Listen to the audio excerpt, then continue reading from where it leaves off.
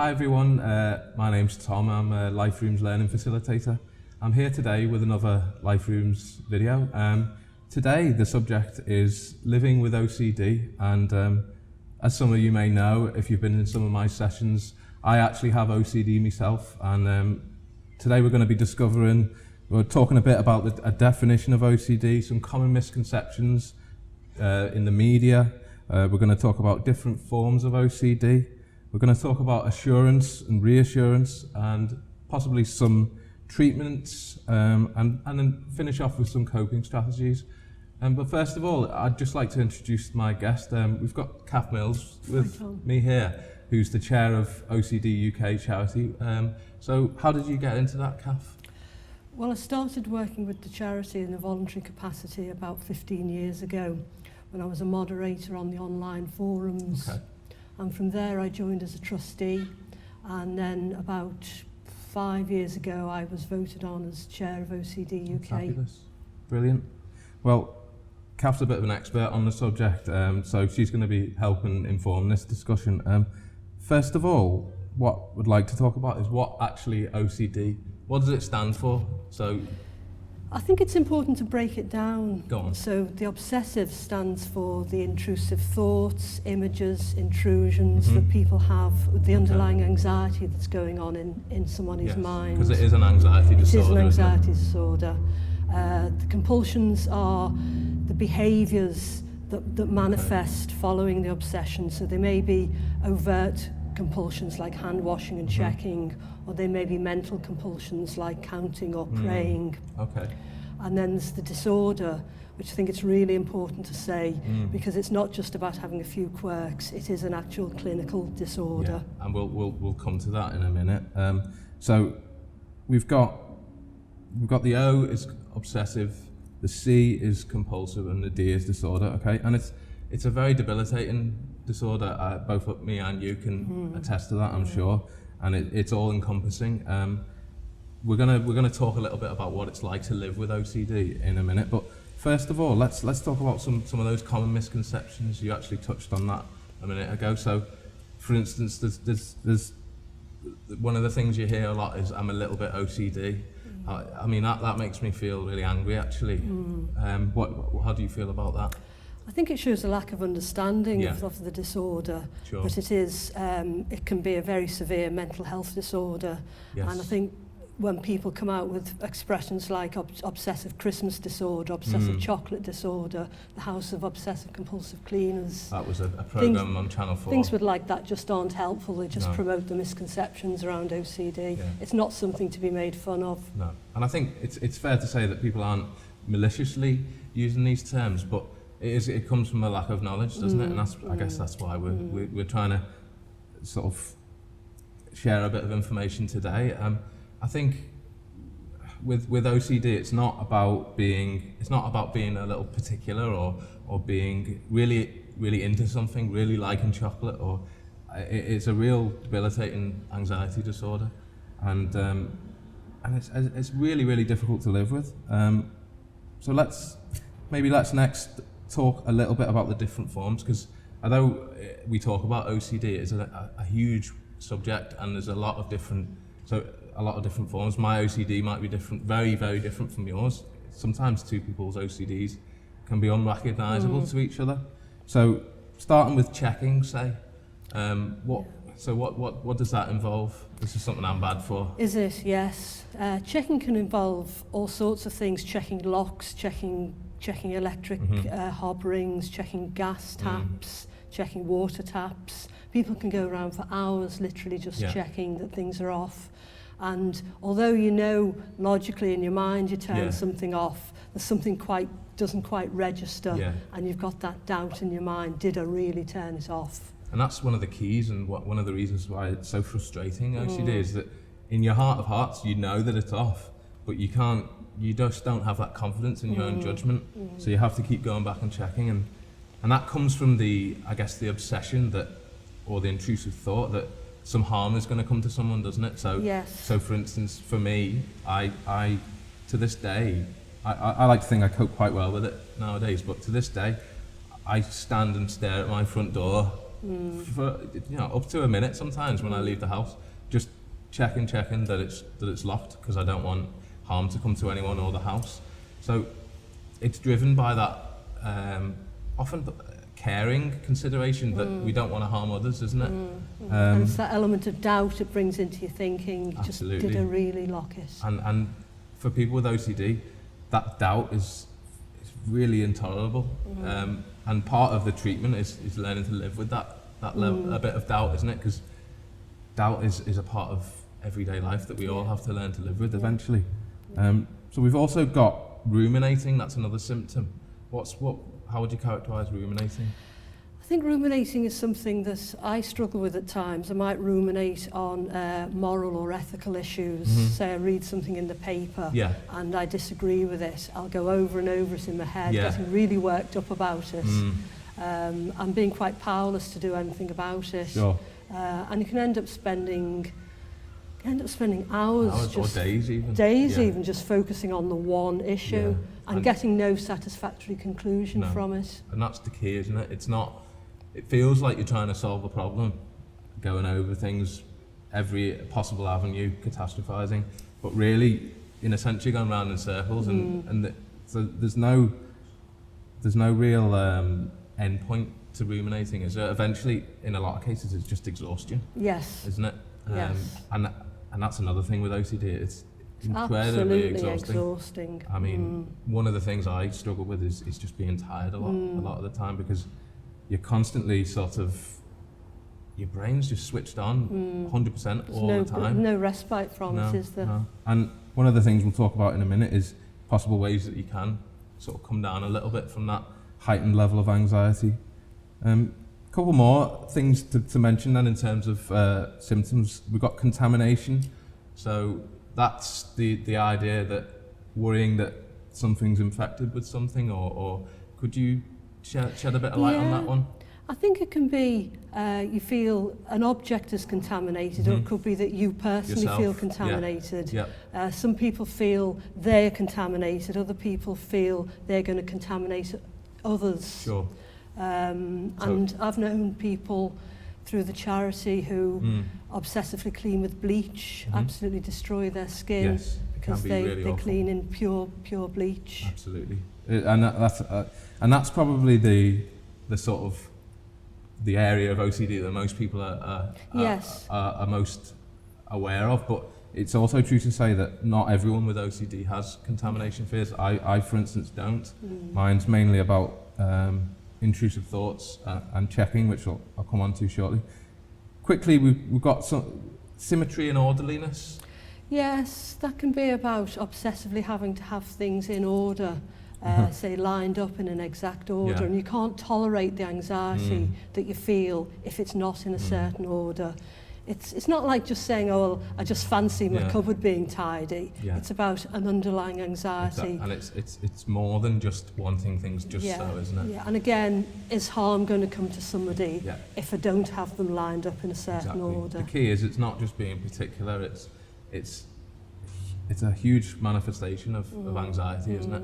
Or sometimes people have to touch things in symmetrical way, certain number of times. So there's it's a huge subject. We could talk about this for hours, but this is just a short video. But finally, intrusive thoughts. Now this is one that I really suffer from. So this is the idea that you can't shake a thought that maybe you're going to do harm to someone, or harm's going to come to you, something along those lines. Yeah, I think this is an area of OCD that a lot of people don't understand, and unfortunately, I too suffer with intrusive thoughts, and they can be fears that you're going to harm someone yourself, that you're capable of a violent act. That you may sexually abuse somebody. It's really deep stuff. And the thing is, you never will. It's not that you're ever capable of doing that harm, but you believe that you're capable. Yeah, and it's that not being able to shake that sensation of, could this happen? And it's incredibly powerful, that anxiety that comes from those intrusive thoughts. The reality is that most people, if not everyone, has intrusive thoughts at certain times, but they're able to see them for what they are. And most people are able to just dismiss them. They come in, they pass through the mind, and they don't give them a second thought. Yeah. Whereas people with OCD attach meaning to them, Yeah. and they stick. Yeah, and they think that there's some reason why they're having these thoughts, when really it is just that, an involuntary thought.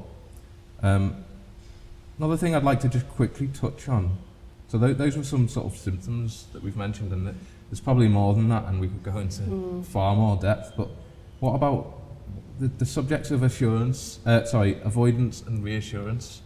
How would you characterise those in terms of OCD? Yeah, I think avoidance can be seen in things like the person who thinks they're going to harm their child or their baby will avoid being around children. Yeah. So you avoid the situation. Sure. It just makes it worse in the long term, Yeah. but that's the strategy people use. Absolutely.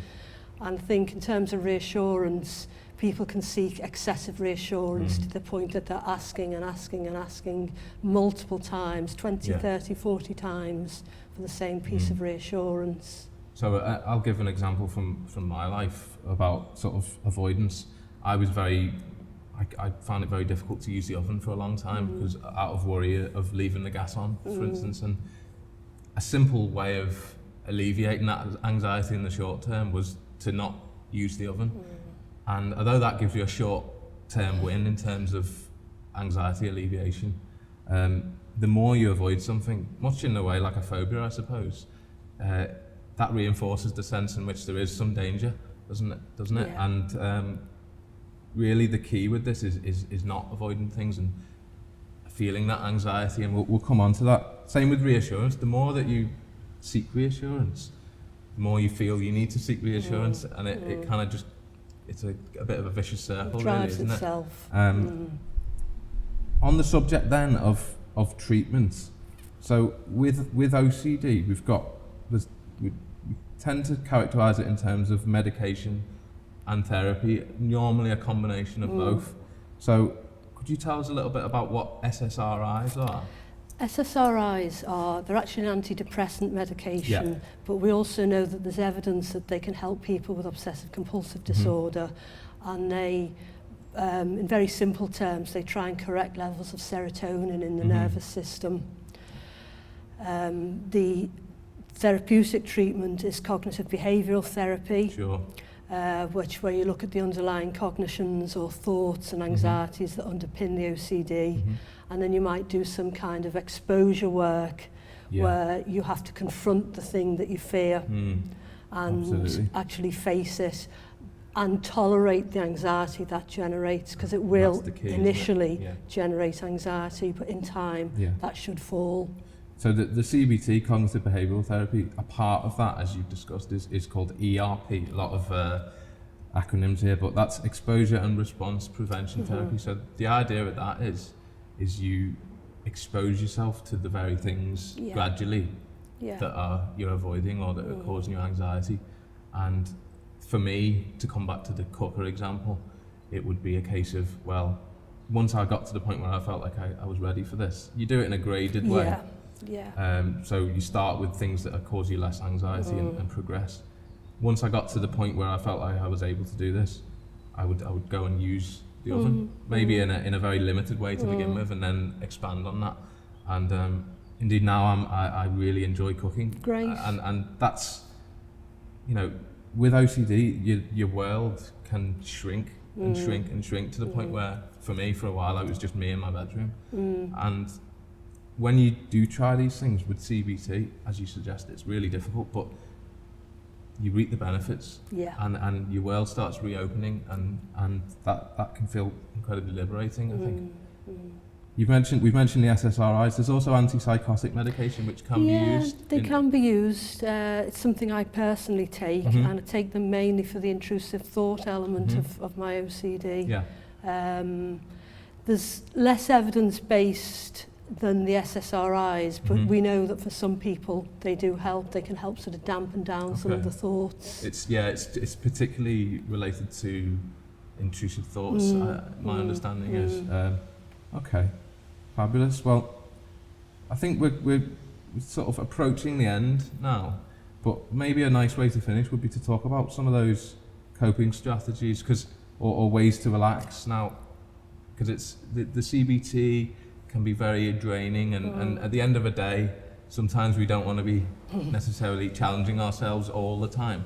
So it's good, I think, to have a few things up your sleeve that you can kind of crack on with, and that can at least give you a short-term anxiety alleviation. So one for me would be exercise.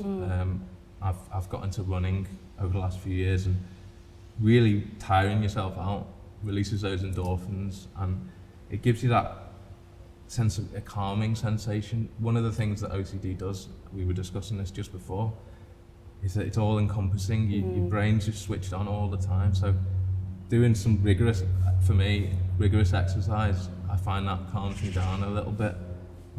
Creativity, a lot of people, so painting or writing poetry or music, playing music. So I think creativity can be really good, creating something.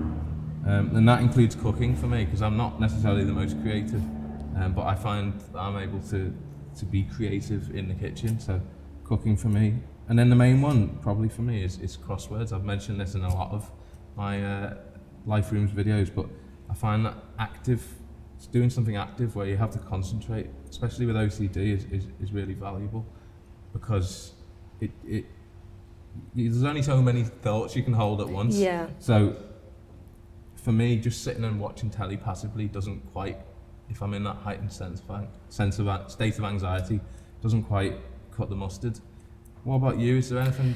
Me, I don't know whether it helps my anxiety or not, but I tend to follow football. Oh yeah, well, I do that as well, yeah. And the anxiety is probably generated through being an Evertonian. Oh right, well we'll steer clear of that subject possibly, but no, it's having these, I guess it's about having a passion. Yeah, seriously, it's about having a passion, it's about having an interest, it's about having other things than constantly your OCD in your head.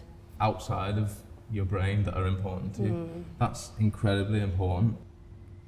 Well, thanks very much, Cath. You're welcome. It's been a real pleasure talking to you today, and I'm sure that video is going to be a real help to people, and not only people who suffer with OCD, but also people who just want to learn a little bit more. Finally, is there anything you could advise if people wanted some further information or support? Yes, OCD-UK have a website which is www.ocduk.org. And there you will find telephone numbers for a helpline, email support, and an online forum that people can post on for support as well. Oh, excellent. Well, that's lovely. So that's really great information. Also at the Life Rooms, we've got all of our other wellbeing videos. We've got our phone line, and all of those details will be on the screen at the end of this video. I think we're coming to the end now. I'd just like to say thank you very, very much for that. Tom. It's been a real pleasure talking to you. I've enjoyed it. And I think this is going to be a real help for some people, and not only those with OCD, but also help dispel some of the myths maybe, and get a bit more information out there. So I think we'll draw that to a close now. I'd just like to say thank you so much for watching. It's been, as always, a pleasure doing these videos. Please keep watching our videos. We've got more online. And if you wouldn't mind filling out an evaluation form, the link will be below the video. Thanks very much. See you again soon. Thank you.